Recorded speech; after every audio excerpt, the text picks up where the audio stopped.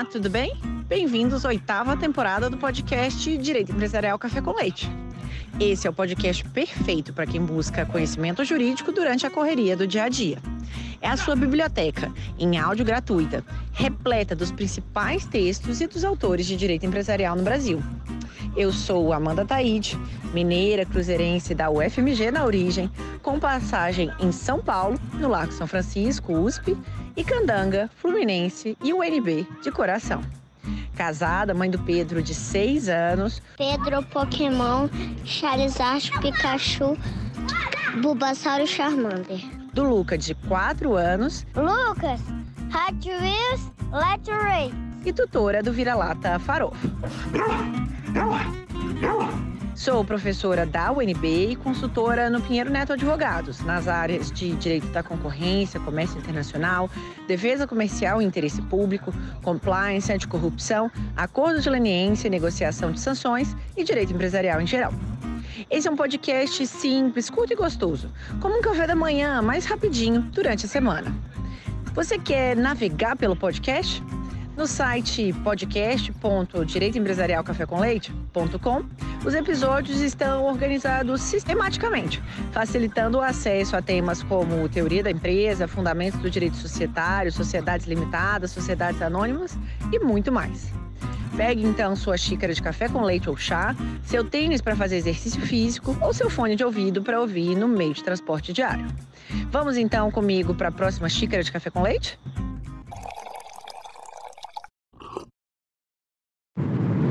A nossa xícara de café com leite de Direito Empresarial de hoje vai tratar da dissertação de mestrado da professora Laura Brito, intitulada Controle Acionário Compartilhado e Solução de Impasses, estudo de caso da Companhia Brasileira de Distribuição. E para isso a gente vai ter a alegria de contar com a própria autora para comentar a sua dissertação de mestrado. A Laura Brito é mestre em Direito dos Negócios pela FGV de São Paulo, pós-graduada em Direito Tributário pelo Instituto Brasileiro de Estudos Tributários, IBET, professora de Direito Empresarial e Societário da Universidade Federal da Bahia e professora pesquisadora do DIT-UFBA, Direito, Inovação e Tecnologia. É sócia também do escritório de advocacia Fiedra, Brito e Ferreira Neto em advocacia empresarial. Professora Lara, é uma alegria enorme você ter aceitado o convite para participar do nosso podcast por apresentar, de um modo simples, curto e gostoso, esse tema do compartilhamento de controle acionário. Obrigada, professora Amanda, a quem, antes de conhecer pessoalmente, eu já muito conhecia e admirava por força desse trabalho lindo, instrutivo, agregador, que é esse podcast. Muito feliz e honrada pelo convite de dividir esse espaço hoje com você. Obrigada. Professora Lara, para iniciar, em qual contexto que você escolheu, tratar do tema de compartilhamento de controle acionário na sua dissertação de mestrado e conta também como que foi o processo de elaboração aqui da dissertação? Nossa, eu vou começar pelo final da pergunta, tudo bem? Essa é uma questão muito bacana, porque me lembra, a naturalidade árdua de um processo de pesquisa, em que muitas vezes todos nós damos várias voltas ao quarteirão até encontrar um rumo coerente. Essa também foi a minha história nesse processo de elaboração da dissertação. Para eu chegar no caso CDB, eu abandonei literalmente um outro caso que eu achava que ia ser um caso espetacular. Como é que isso aconteceu, Eu tinha um interesse genuíno bem claro. Eu sabia que eu queria pesquisar ali dentro do universo de acordos de acionistas. Essa era uma premissa para mim. Porque, por um lado, eu tinha um combustível, que era a vivência prática, trabalhar com isso. De um outro lado, ao menos em teoria, eu tinha um caso super interessante para explorar. Quer dizer, eu achava que eu tinha, que era a disputa entre duas famílias, a Odebrecht e a Gradim. Era uma disputa que estava correndo aqui no judiciário baiano e o ponto de chegada desse litígio tinha relação com uma cláusula de um acordo de acionistas de uma holding que controlava o grupo Odebrecht.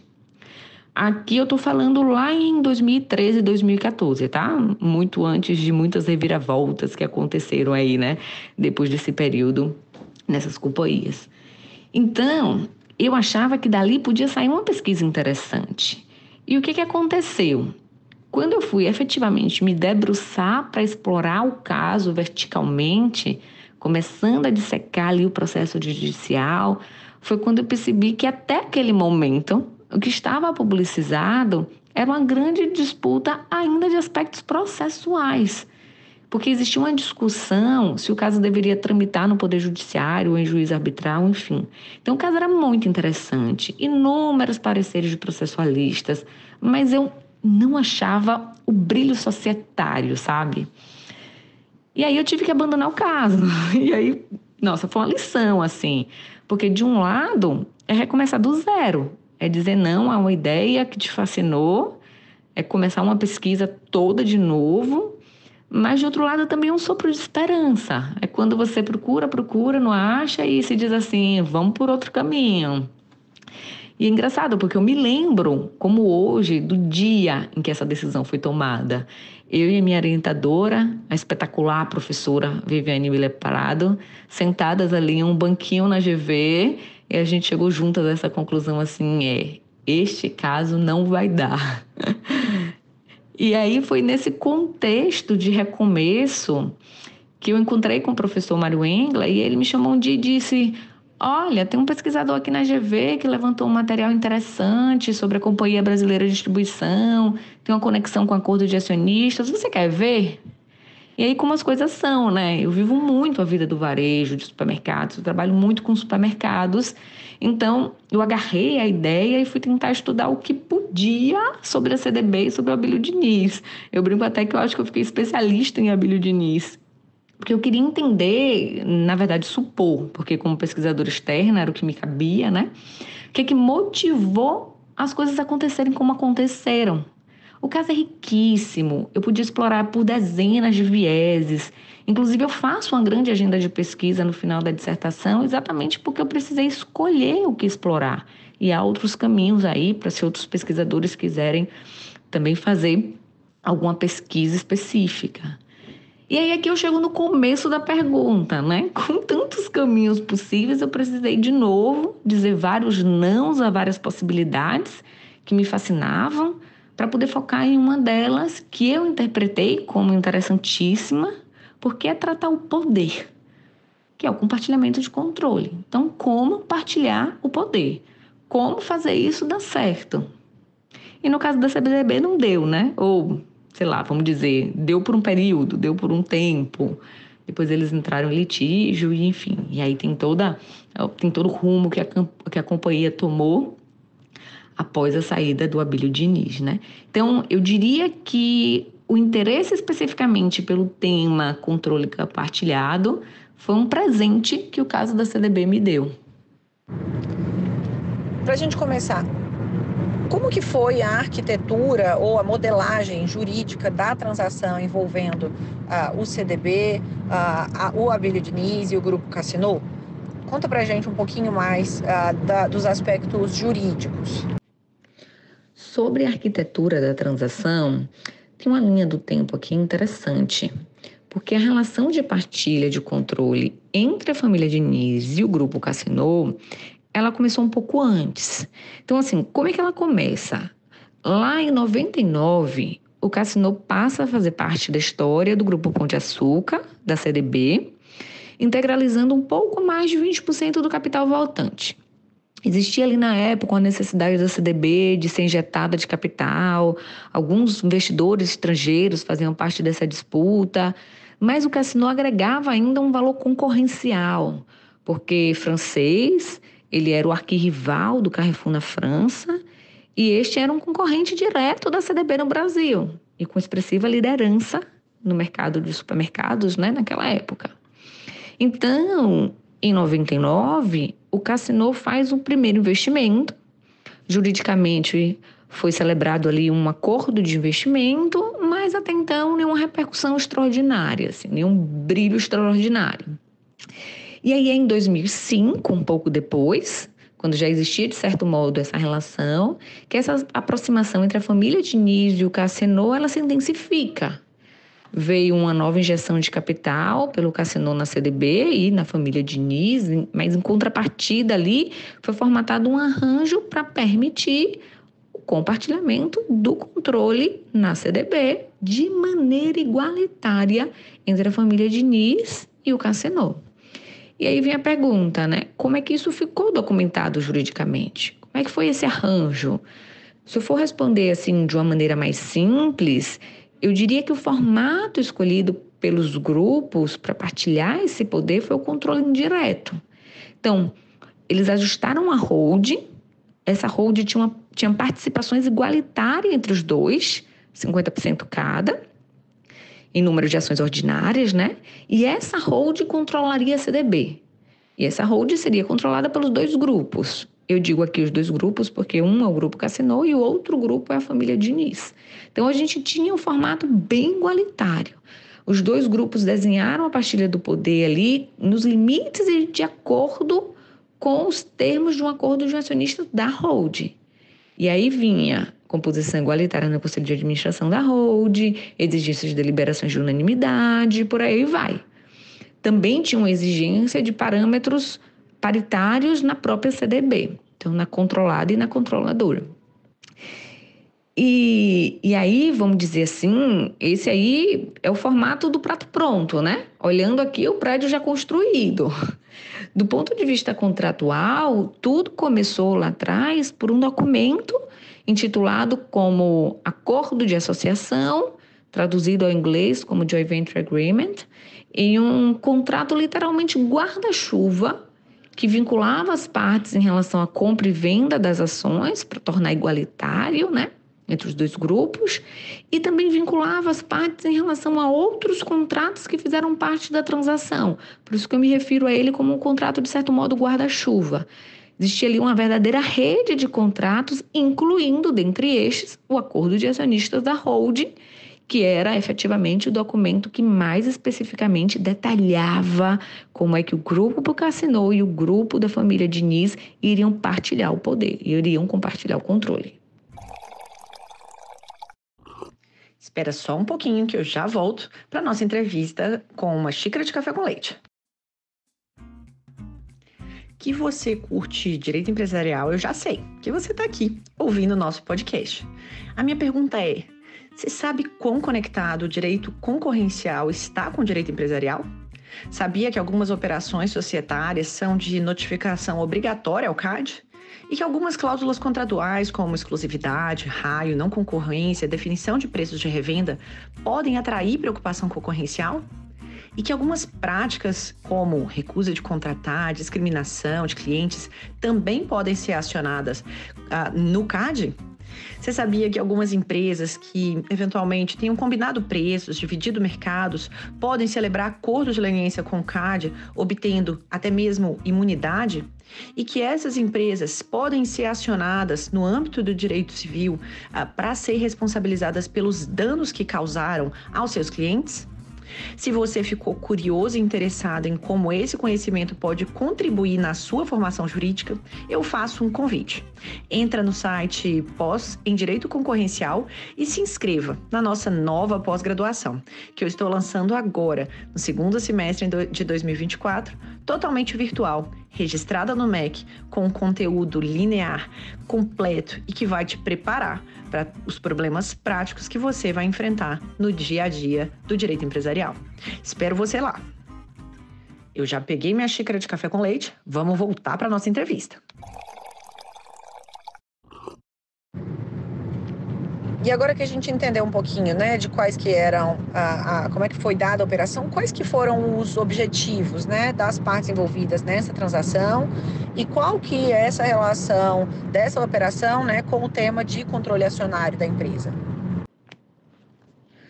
Se eu fosse aqui resumir o que as partes pretenderam lá em 2005, seriam 2 períodos diferentes, com a partilha de poder em diferentes intensidades em cada um desses períodos. Então, um primeiro período ali, entre 2005 e 2012, e um segundo período a partir de 2012. Como é que isso foi pensado? No primeiro período, os dois grupos exerceriam o poder de maneira efetivamente partilhada, igualitária. Então, vários incentivos de participação igualitárias, na titularidade das ações da holding, 50% cada, como na composição da administração.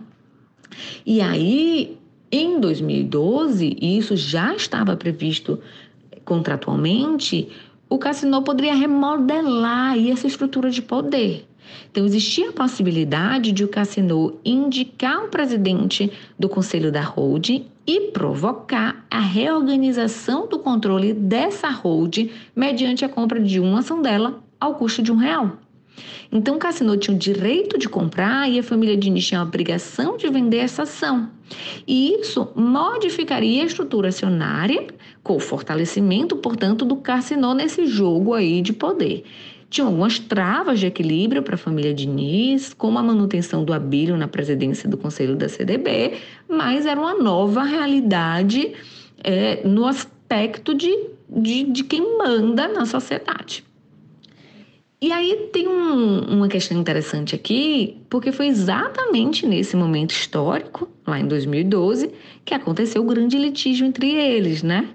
Que fez o caso se tornar tão popular à época, ocupar tantas manchetes, envolver tantos especialistas. Porque o que se conta é que na proximidade dessa data, lá em 2012, em que poderia existir essa reorganização, o Abílio teria orquestrado uma transação com o concorrente Cassino e uns outros envolvidos, uma espécie de fusão entre eles, e isso provocaria uma diluição na participação do Cassino no grupo CDB. Então, se teria um novo cenário diferente do combinado lá em 2005. À época, o Abílio negou veementemente essa intenção de diluição, focou ali na versão de que ele havia vislumbrado um negócio frutífero para a CDB, que toda a negociação seria levada a debate e aprovação do Cassino. Mas o Cassino reage fortemente, vem todo o litígio, até a celebração de acordo entre eles, aí já em 2013, quando começa um novo capítulo na vida de Abílio, porque a família sai da CDB e intensifica a sua participação onde? No Carrefour, em que compra mais ações, e Abílio passa a ocupar, inclusive, assento no Conselho de Administração. E agora que a gente entendeu um pouquinho dos objetivos, conta pra gente o que é um acordo de associação e como que esse acordo, né, afetou especificamente esse caso concreto da Companhia Brasileira de Distribuição, por favor? É interessante porque quando a gente abre assim, o acordo de associação, o documento para ler, tem lá no objeto do acordo uma expressão curiosa, que é alguma coisa mais ou menos assim: o objeto desse acordo é autorizar o Cassino a continuar a compartilhar o controle da CDB com o grupo da família Abílio Diniz, e esses grupos como únicos proprietários de uma holding que deterá mais de 50% do capital da CDB. Então, o acordo de associação foi um documento que reuniu e documentou toda a arquitetura necessária e as respectivas travas para as partes atingirem esse objetivo. De início, então, eu posso afirmar que o acordo de associação teve um papel primordial de formalizar esse vínculo de compra e venda de ações entre o grupo Cassino e o grupo da família Diniz para igualar dentro da holding 50% de titularidade das ações em um número suficiente para que eles tivessem também o controle da CDB. Só que fazer isso em uma companhia desse tamanho, com tantos impactos, inclusive concorrenciais no mercado de capitais, não é tão simples assim, né? Então, para viabilizar essa pretensão central, esse acordo de associação funcionava como um contrato guarda-chuva que alinhavava cláusulas comuns nesse tipo de operação, como as cláusulas sobre condições precedentes, como declarações e garantias, como também alinhavava uma rede de contratos com finalidades diferentes, embora interligadas.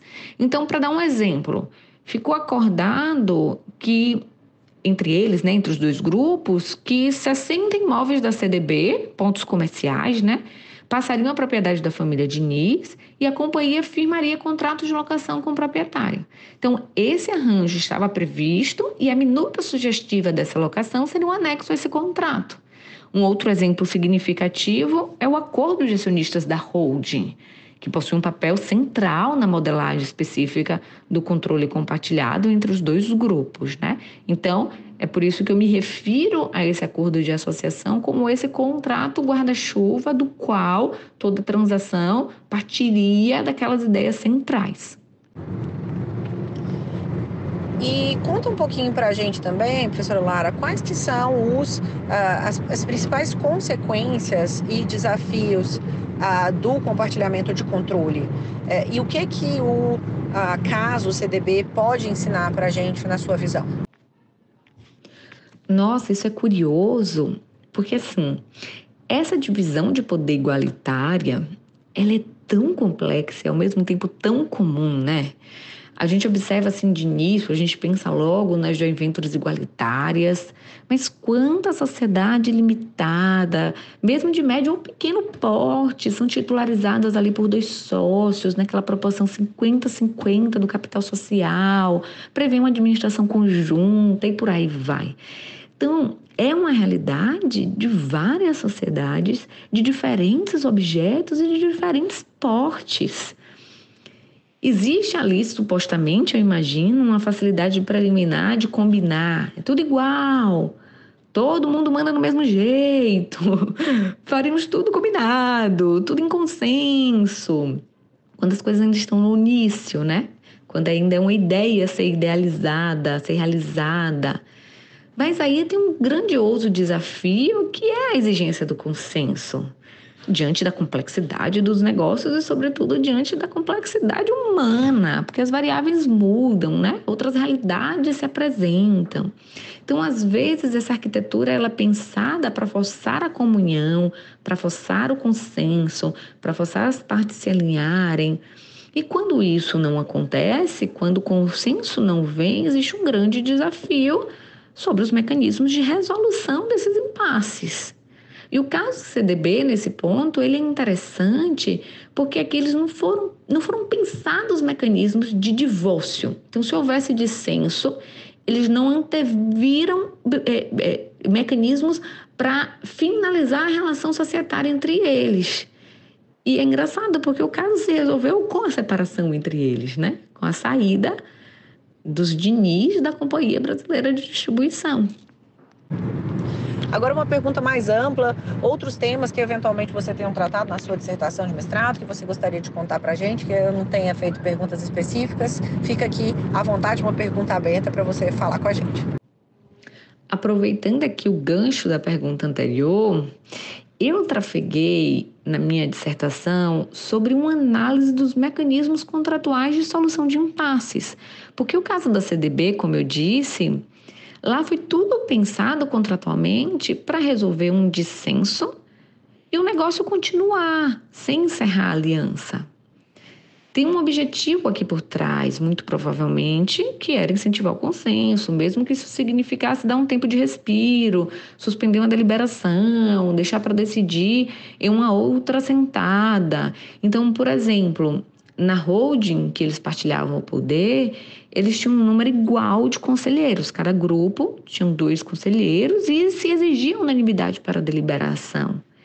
Em caso de empate, as soluções previstas consideravam remarcar reunião, construir um comitê para analisar, poderia até chegar a uma arbitragem técnica, para ver quem se convencia do quê. Existiam até sessões de unanimidade textualmente previstas, mas a regra era a unanimidade.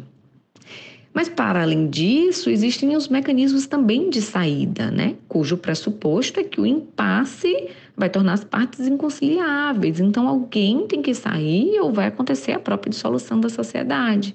E, neste aspecto, ganha relevo as metodologias sobre como quantificar essa participação. A exemplo aqui da previsão do shotgun. E aí, eu me lembro o quanto essas questões ainda são objetos de tantos estudos, de tanta pesquisa, de tanto aprofundamento, porque exatamente esses incentivos ou desincentivos provocados pela forma como esses mecanismos são previstos contratualmente podem gerar dissensos e pode gerar impasses. E aí a gente vê os desafios das arquiteturas contratuais, né? E agora uma pergunta específica dessa 8ª temporada. Conta pra gente, então, Na pessoa física, quem é você? Conta um pouquinho mais dos seus gostos, das suas preferências e quando você vai ouvir podcasts não jurídicos, conta pra gente quais que você ouve também. Nós, mulheres, hoje em dia somos multifacetadas ou multiatarefadas, não é mesmo? Bom, eu sou mãe de Mila, esposa de Francisco, apaixonada por literatura. Para quem gosta de astrologia, sou uma capricorniana nata, apaixonada também por esportes, embora pratique muito menos do que deveria e do que gostaria. Sou advogada, professora, pesquisadora. E sobre os podcasts, eu fiquei aqui pensando em referências bem descoladas assim do universo jurídico. E o que me veio à tona aqui, de um lado, foi o Freakonomics, que é um podcast mais conhecido, né? E como eles mesmos se declaram, descortinam um pouco de tudo. E mais recentemente, eu tenho ouvido bastante um podcast novo da Vera Iaconelli, que se chama O Estranho Familiar. O objetivo declarado do podcast são reflexões sobre as referências de famílias, tão múltiplas no universo brasileiro. Mas aí, no meio dessa história, os entrevistados vão revelando assim, muitos aspectos sobre a complexidade das relações humanas. E esse é um ponto que eu adoro, assim, a condição humana. É um podcast mais recente, salvo engano, ele é desse semestre, então não tem muitos episódios ainda, mas é muitíssimo interessante para quem se interessa assim também sobre o ser humano e tem um aspecto um pouco de psicanálise também. Então, fica a minha dica.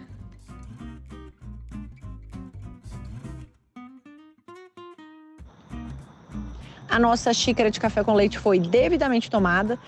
Agradecendo aqui a nosso convidado pela presença, a vocês pela audiência. Se vocês tiverem sugestões, comentários, não deixem de me procurar. No LinkedIn, Amanda Taide, no Instagram, Direito Empresarial Café com Leite e também, caso vocês tenham meu contato, podem me mandar mensagem no WhatsApp. Um abraço a todos. Tchau, tchau.